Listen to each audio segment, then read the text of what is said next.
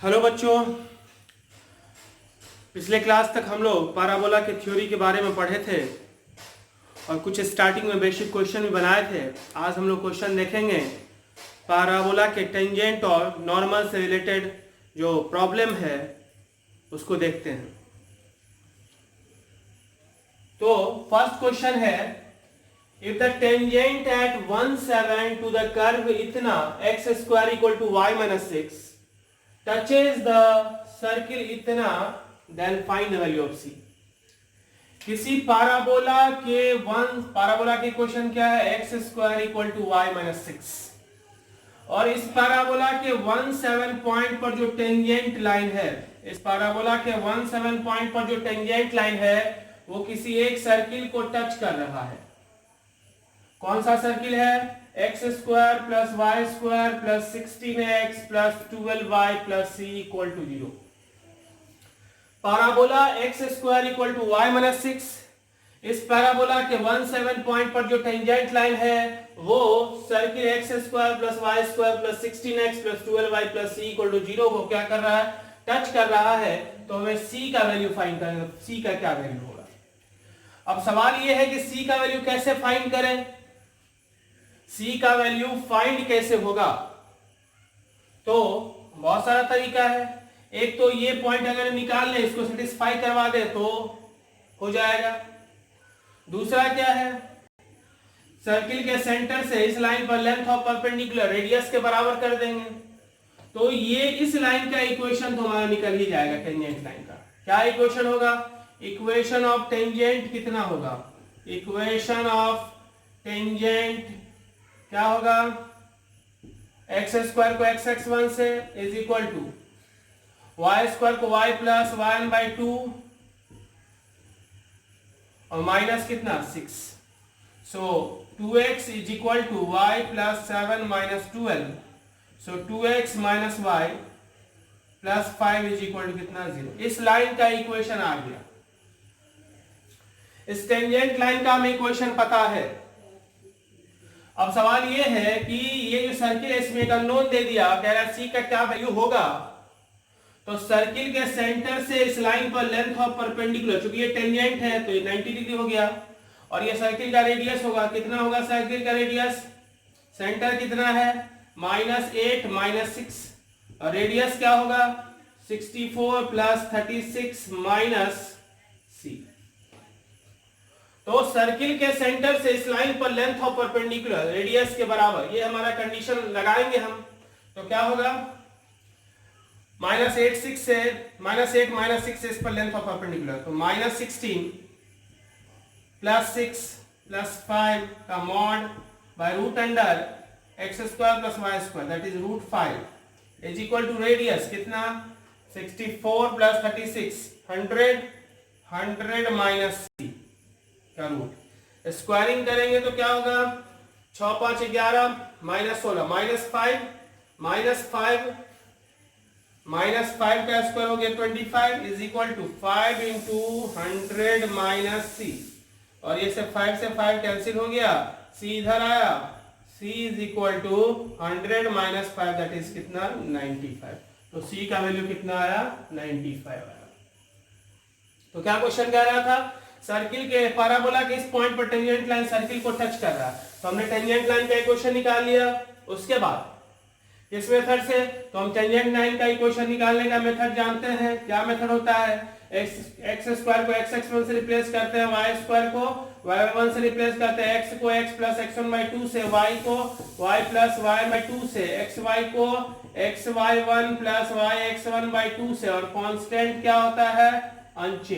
Unchange होता है। तो उसके बाद टेंजेंट का इक्वेशन निकालने के बाद, चूंकि ये लाइन इस सर्किल पर टेंजेंट है तो सर्किल के सेंटर से इस लाइन पर लेंथ ऑफ परपेंडिकुलर रेडियस के बराबर की है। ये क्यों किए? क्योंकि हमें c का वैल्यू फाइंड करना था। तो c का वैल्यू फाइंड करने के लिए c में एक रिलेशन हमको बनाना जरूरी था, और उस रिलेशन को बनाने के लिए हमें कोई ना कोई प्रॉपर्टी ऐसा यूज करना था जिसमें कि c का टर्म आए, मतलब रेडियस के टर्म, रेडियस c के टर्म्स में है यानी रेडियस का भी यूज हो। तो हमने सेंटर से लाइन पर लेंथ ऑफ परपेंडिकुलर रेडियस के इक्वेट किया, जिससे c में रिलेशन आ गया और वहां से c का वैल्यू फाइंड हो गया। क्लियर है?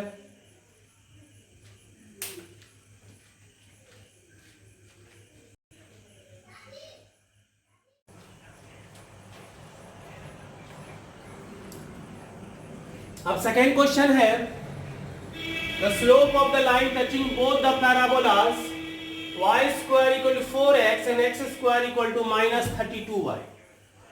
दो पैराबोला दिया हुआ है, उस दोनों पैराबोला पर कॉमन टेंजेंट लाइन का क्या स्लोप होगा। तो मान लेते हैं कि कॉमन टेंजेंट लाइन का स्लोप है, let slope of line be m, line be क्या m। तो दो पैराबोला है, एक तो y square equal to 4x जहां पर a का वैल्यू 1 है और ये फॉर्म हो गया y square equal to 4ax का। दूसरा है x square equal to -32y जो कि x square equal to -4ay के फॉर्म पर है, 4a इक्वल टू 32, तो a का वैल्यू कितना हो गया 8। तो मान लिया कि हम कॉमन टेंजेंट लाइन का स्लोप है, तो y square equal to 4x पर टेंजेंट का इक्वेशन क्या होता है, y is equal to mx plus a by m, that is कितना 1/m। और x square equal to -32y है, तो x square equal to -4ay के लिए क्या होता है, y is equal to mx plus am square, तो am स्क्वायर मींस कितना 8m स्क्वायर। अब चूंकि कॉमन टेंजेंट लाइन है तो ये दोनों लाइन क्या होगा, आइडेंटिकल होगा, क्योंकि ये इस पर भी टेंजेंट होगा तो इस पर भी होगा, या कॉमन टेंजेंट लाइन का ये भी इक्वेशन होगा और ये भी इक्वेशन होगा। तो from equation 1 and 2, from identical equation 1 and 2, 1/m must be equal to कितना 8m स्क्वायर।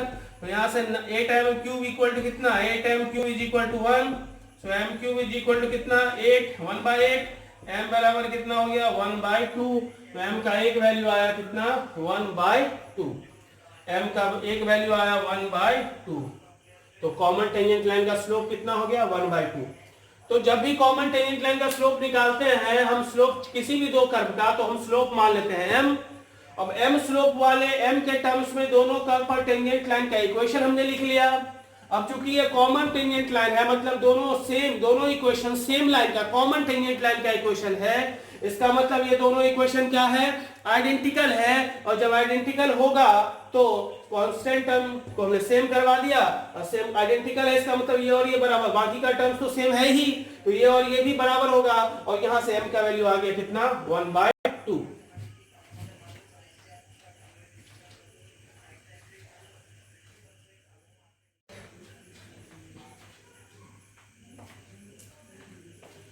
तीसरा क्वेश्चन है, equation of a common tangent to the parabola y square equal to 4x and the curve xy equal to 2। वैसे ये hyperbola का equation है जो हम लोग हाइपरबोला चैप्टर में पढ़ेंगे, फिलहाल कर्व मान के चल रहे हैं। क्वेश्चन में वैसे दिया हुआ था हाइपरबोला, लेकिन चूंकि हाइपरबोला अपने को भी पता नहीं है, इसीलिए हम लोग कर्व मान के चल रहे हैं। तो वो पैराबोला और ये हाइपरबोला पर जो कॉमन टेंजेंट लाइन होगा उसका क्या इक्वेशन होगा, तो फिर से देखते हैं। सो मान लेते हैं फिर से कॉमन टेंजेंट लाइन का स्लोप है, लेट m बी द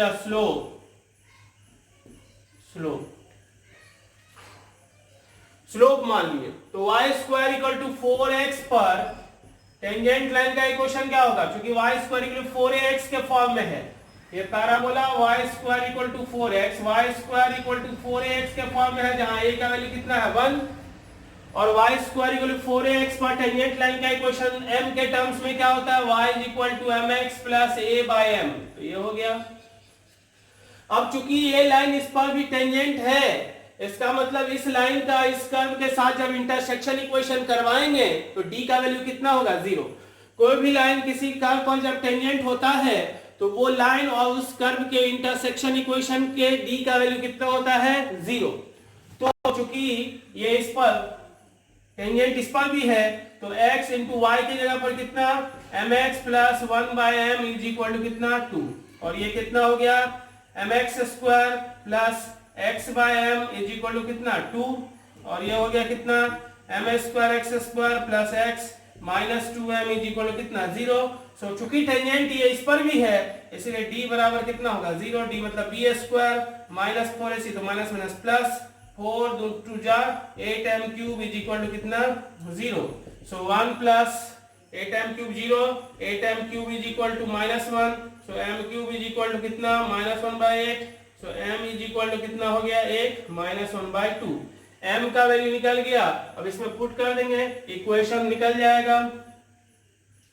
तो इक्वेशन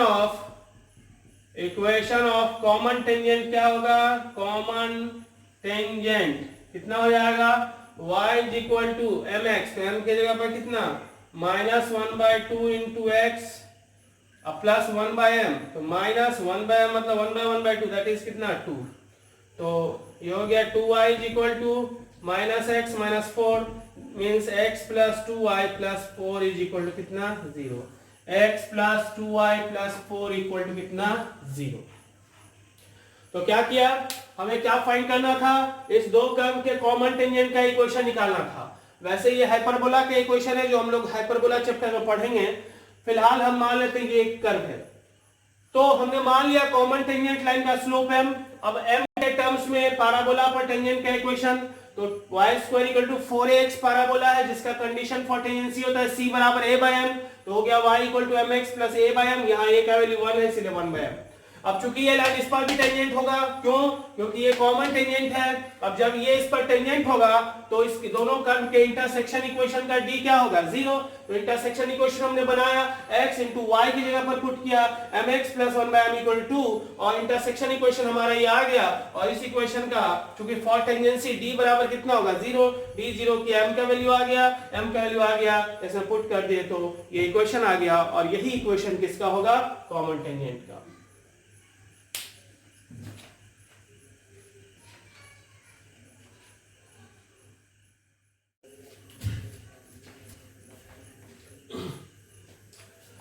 अगला प्रॉब्लम है the line Lx plus My plus n equal to 0।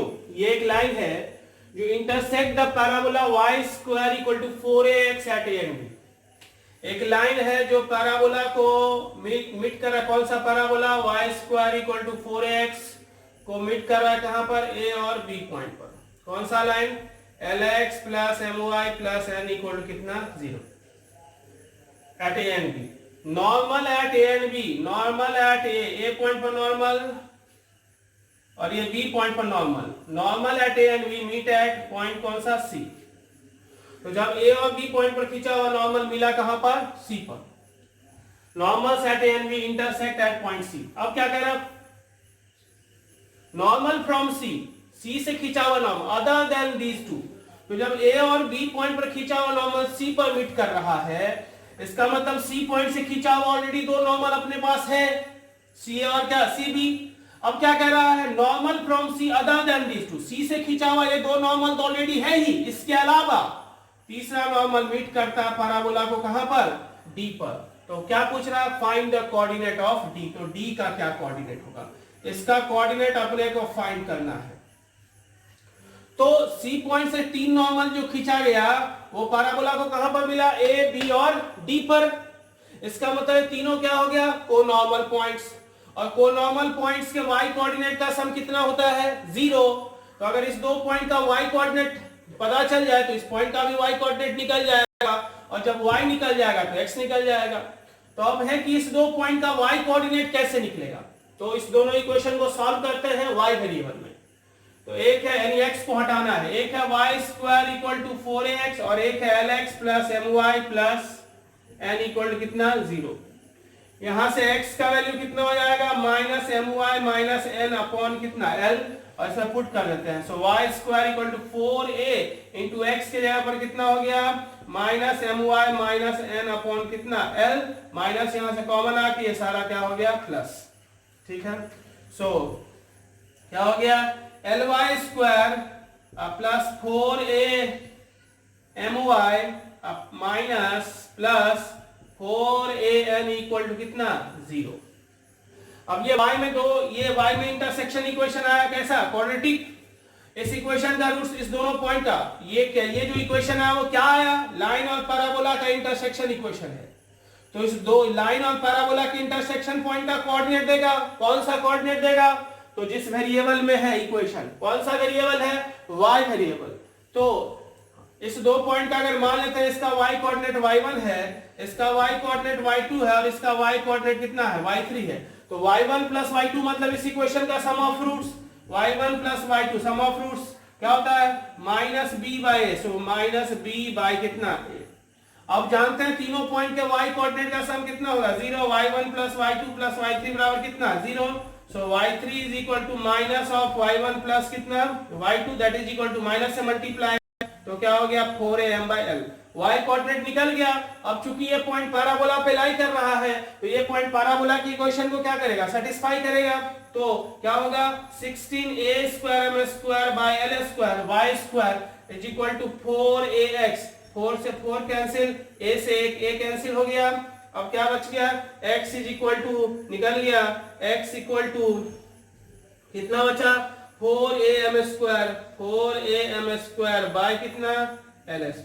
तो पॉइंट हमारा कितना हो गया कोऑर्डिनेट d का कोऑर्डिनेट पूछ रहा था 4am²/l² comma minus 4am by कितना l.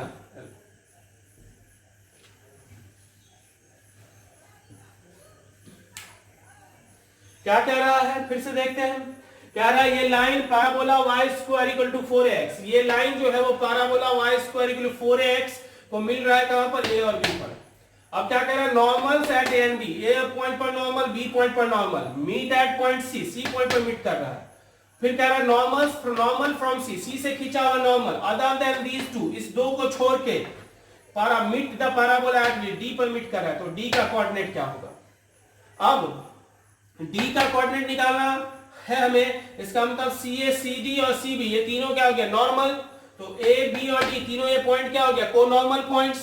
इसका मतलब को नॉर्मल पॉइंट से रिलेटेड हमारा प्रॉब्लम है. तो को नॉर्मल पॉइंट्स के y कोऑर्डिनेट का सम कितना होता है 0. अगर इस दो पॉइंट का y कोऑर्डिनेट निकल जाए तो इस पॉइंट का भी y कोऑर्डिनेट निकल जाएगा. अब इस दो पॉइंट का y कोऑर्डिनेट कैसे निकलेगा. तो ये दोनों पॉइंट लाइन और पैराबोला का इंटरसेक्शन पॉइंट है. तो हमने इंटरसेक्ट करवाया लेकिन y वेरिएबल में x को रिमूव किया. क्यों. क्योंकि हमें x को y कोऑर्डिनेट चाहिए था तो इसलिए हमने y वेरिएबल में बनाया. अब इस इक्वेशन का रूट इस a और b पॉइंट के इंटरसेक्शन पॉइंट का y कोऑर्डिनेट देगा. और अगर हमने y1 y2 माना मतलब हमें y1 प्लस y2 चाहिए जो कि इस इक्वेशन का सम ऑफ रूट्स जो हमने निकाल लिया. फिर तीनों का सम 0 होता है. वहां से हमारा y3 का वैल्यू निकल गया. अब चूंकि वो पॉइंट लाई कर रहा है कहां पर पैराबोला पर, तो पैराबोला पर सेटिस्फाई करवा दिया. सो y² मतलब 16a²m²/l² that is equal to 4ax. 4 से 4 कैंसिल, एक a कैंसिल, तो x बराबर क्या बच गया 4am²/l². तो x कोऑर्डिनेट आ गया और y कोऑर्डिनेट हमारा आया हुआ था. तो क्वेश्चन बहुत सारा है. थ्योरी पढ़ने के बाद धीरे धीरे हम लोग क्वेश्चन पे बना सकते हैं और धीरे धीरे करके जब थ्योरी अगर याद होगा तो क्वेश्चन श्योरली बनेगा, चाहे क्वेश्चन मेंस का हो या एडवांस का हो.